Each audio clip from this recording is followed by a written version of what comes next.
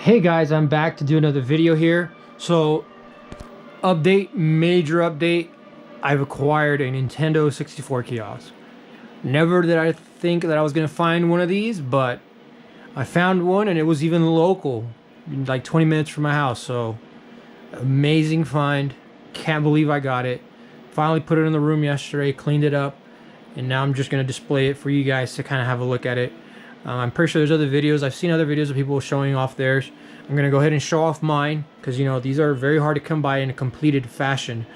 But just to start it off, top part, it has a fluorescent bulb up there. Two of them, actually. And that's working perfect. Everything's intact how it should be. Even has the back cover, which I hear is very difficult to find in these. A lot of times the back covers will be broken off because of the fact that the tabs break. But this one's intact. It has the two speakers on the pillars, and it has the two speakers down here in the bottom, and then it has the subwoofer down here in the bottom, and it all works, which I am so happy for. It also has a fluorescent bulb here on the inside, which lights up the console down there. Great game! It's me, Mario! Thank you for playing Nintendo 64. Who's next? So it also has the talking Mario, which is a very cool thing about this kiosk. I'm going to go ahead and drop the volume here. So there's an actual soundboard right here that controls the timing of when he talks. And you can control the pitch as well. If you can, you can have a squeaky Mario talking really high or a very low-pitched Mario talking, which is pretty cool. You can control the speed of that. You can control how loud it's going to be. And you can also control how much of the phrases he's going to talk. You can control it from saying, hey, it's Mario, and that's it. Cut off there. Or you can control it to say more. So I have it set to where it will say the entire phrase. This is the volume here. This is the timer. Controlling how fast he will talk again. I guess it's just a timer kind of like, let's see, what's the volume? So there you go. I set it to minimum. That way you don't hear him. I guess I can show you more. That's the locking mechanism down there. Locking mechanism down there. It has two locking mechanisms that kind of locks it in place here with these hooks. All of that is intact. You can kind of see it's in really clean condition. It's not even dirty in here, which is crazy to me. But yeah, you close it up. It locks down there. There's a key here. It has the original key. And it has the original controllers. So just to cover the controllers next. The guy that I bought this from had actually removed these brackets and had 4 controllers in here, but he had saved everything. So the screws, everything was saved. He's a very meticulous type of guy. Very that's the kind of collector you want to buy from because he took care of everything that he owned, honestly, which I think is awesome. So just to kind of cover, this is the original controller that came with this kiosk. The Nintendo rep screwed up and put the sticker backwards, which I think is funny. Or it was assembled at the assembly line, I think, backwards. So they messed up there, which I think is funny. But it has the rumble pack, which is very common for these Player 1 setups. The rumble pack is specific to this kiosk. You can't change the batteries out. So if you want to change the batteries, you don't need to on these. These are set up in a way to where they are actually fed power from the console. This is a retail controller. That's a retail unit, honestly, if we're talking here. I mean, yeah, it's specific to this kiosk. On the bottom of it, it will say not for resale. And it's bolted on to the unit, so you can't take it, so you can't steal it. But it's crazy that Nintendo did have a way to have these rumble packs powered by the console. They just, they don't want to do, I guess, costs, so that it won't be as expensive to the customers. But I like that. It's awesome that this kiosk, you don't have to worry about batteries for this rumble pack. It's actually glued shut. That lid, you can't open it.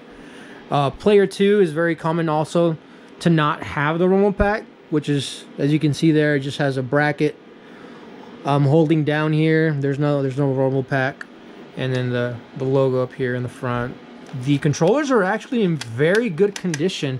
There's a little bit of yellowing on this one and then on the actual rumble pack, but it's crazy. These original controllers, I honestly think that this kiosk, even though it was at a store and being displayed, wasn't abused by the children that were there. because of how clean it is, and I really don't notice any damage that you usually see with these. So just gonna give you a little more backstory on where I got this kiosk. I got it from a guy local here in my area, but he wasn't from this area. He was actually from upstate, I think Michigan, or I'm not sure where. And he worked for Toys R Us back in the day, 15 years ago.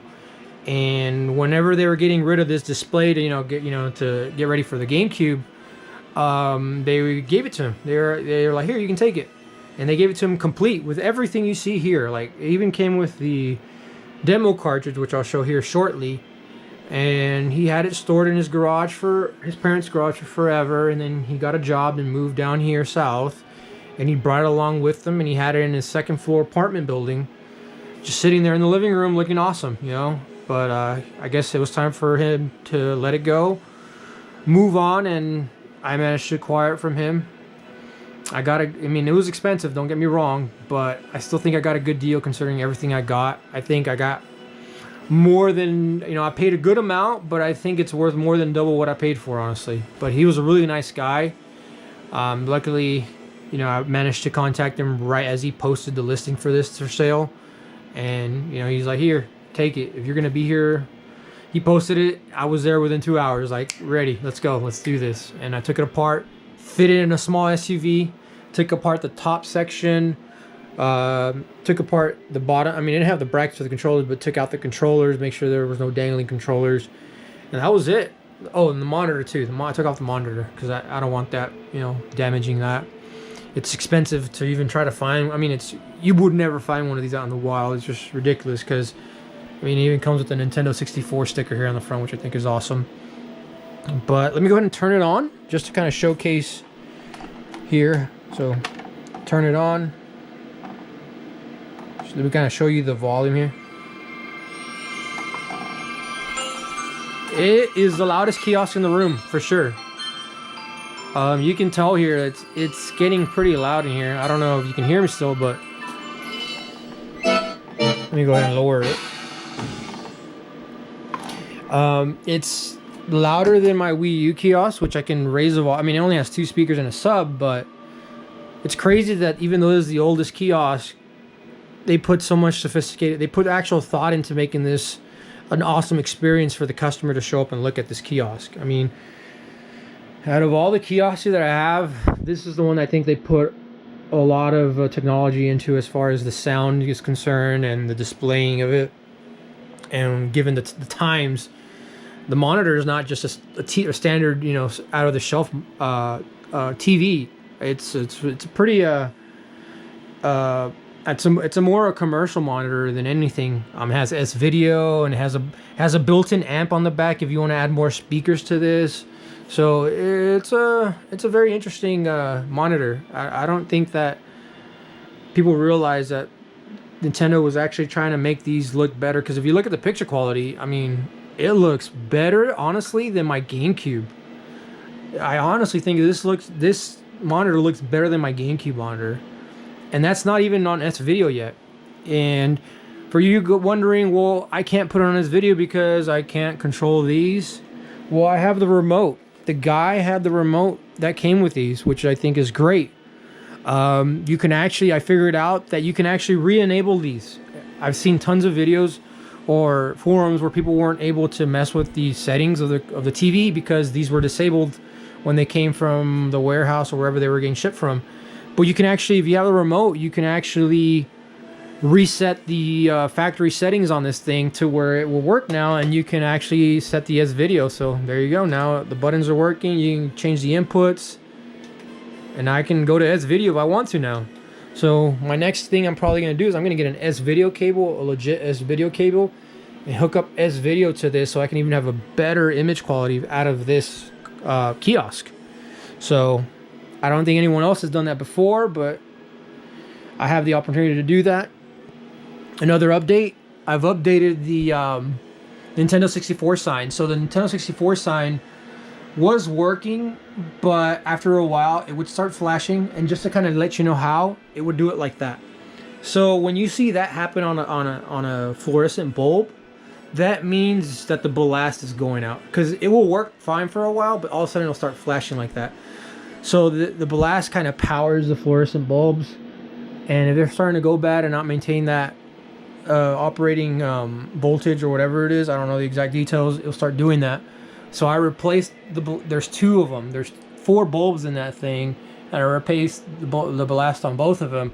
You know, I actually think it worked out even better. You know, I just went to Home Depot and bought them and then rewired everything, because it's now even brighter than it was before, which I think is super awesome. Because before it looked fine, but now it looks even better, and the color looks more uniform across the sign now, which I like even more. And you can kind of see it on the camera. So not only now do I have the Toys R Us Nintendo 64 double-sided sign, but now I have the kiosk. So they've been reunited, which I think is pretty cool. What else have I done? I've reorganized the cabinet.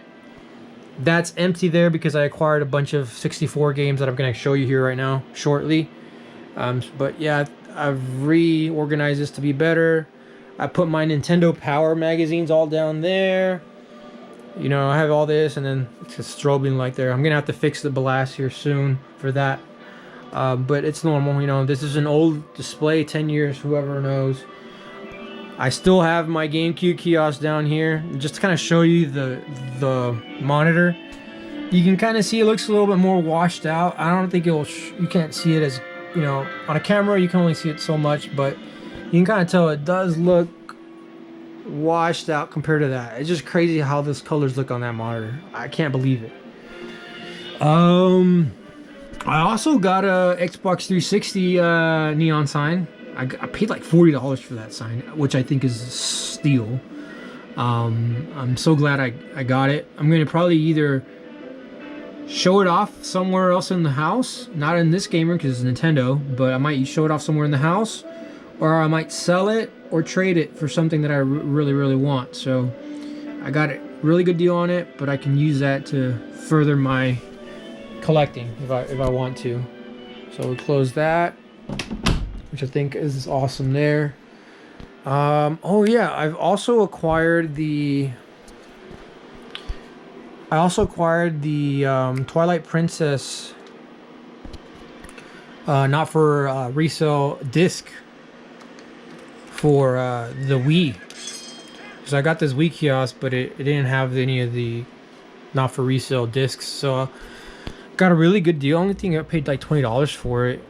And then I got this not for resale Skyward Sword. I think I showcased it last video.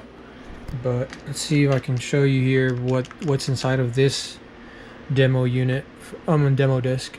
It's honestly not a lot. It only has like 2 missions in the game, and that's it.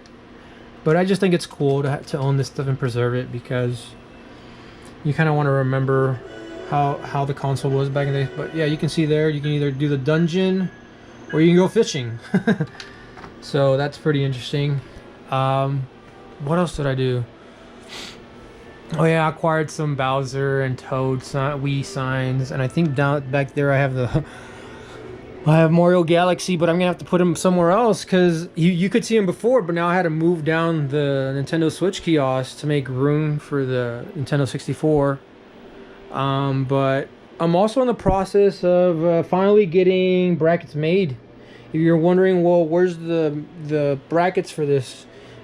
I saw them before in your previous videos. Well, I finally started getting prototypes made with my friend, and we're getting pretty close to have something available for people. So yeah, I took this one up entirely apart, the entire front shelf, so he could have it there and do test fittings. That way, if something isn't fitting right, he can adjust it so it can be fitting perfect. But you know, maybe in the next video I'll cover the prototypes. Me and him are collabing together. We're hoping that we can come out with something that, you know, we can make in small batches for other collectors trying to make their Nintendo Switch kiosk more presentable. So I'll update you guys later on that, but that is the game room. Oh wait, no, I am lying. I forgot what else I got with this. So the guy, when I bought this, he had 4 controllers. So here's 2 black controllers with rumble packs. And he said that he bought them brand new and never used them, which I can confirm because this looks like it's never even been used. None of this looks. Came with all the instruction booklets for all the games he owned, or at least most of them.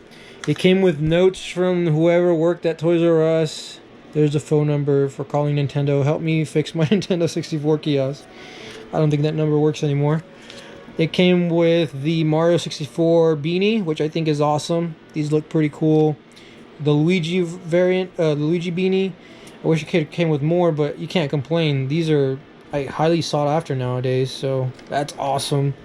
And it came with a bunch of games, so let me kind of show you here. Tetris, Mario Kart, Game Shark, Mario Tennis, Star Fox 64, Mario 64, Perfect Dark, Legend of Zelda Majora's Mask 007, Paper Mario, F-Zero, Ocarina of Time, Turok, Tarzan, Star Wars. I mean, he gave me his entire collection. Oh, and here's the not for resale cart here. It's Jet Force Gemini. You can kind of see there. Oh, and it confirms here that it was from Toys R Us. Here's their store name, TRU. Store number is 9263. So, for anybody that worked at that store, well, I got the kiosk now. Pretty crazy. But yeah, I got all of this, I think, for a real good deal. So happy to have it. Now I feel like maybe the Super Nintendo kiosk is not so out of reach as I thought it'd be. I mean, this guy who owned this kiosk was not in any of the communities that own, the kiosks. Because there's communities out there that kind of showcase people owning these, and this guy was not a part of it, yet he owned it and took really good care of it. So you just never know. Someone out there might have some of these in their garages or living rooms and no one know about it, or at least no one in the community know about it. So if anyone wants to start finding these, go right ahead. Maybe there's some out there that you didn't even realize they were out there. But anyways, have a wonderful day, and thank you for watching the video.